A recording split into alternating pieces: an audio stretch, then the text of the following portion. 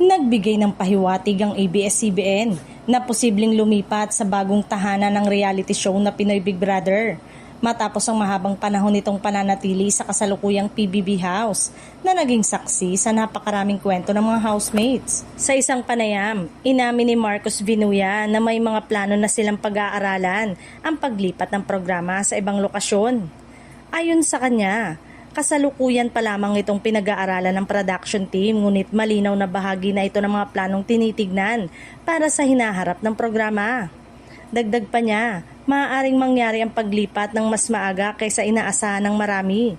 Gayunpaman, aminado si Vinuya na magiging isang napaka-nostalgic na sandali ito para sa buong team, lalo na sa mga taong matagal ng bahagi ng programa at sa mga manonood na nasanay na sa iconic na bahay ng PBB.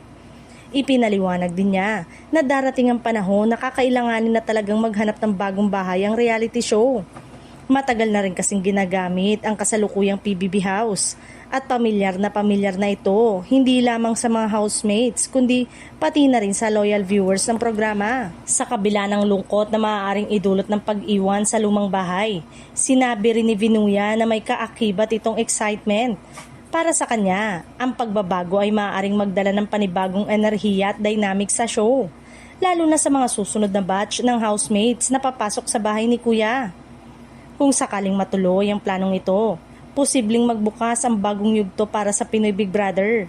Isang yugto na magdadala ng sariwang konsepto, bagong karanasan para sa mga housemates at panibagong excitement para sa mga manonood. Sa ngayon, wala pang opisyal na detalye ang ABS-CBN kung kailan eksaktong mangyayari ang paglipat.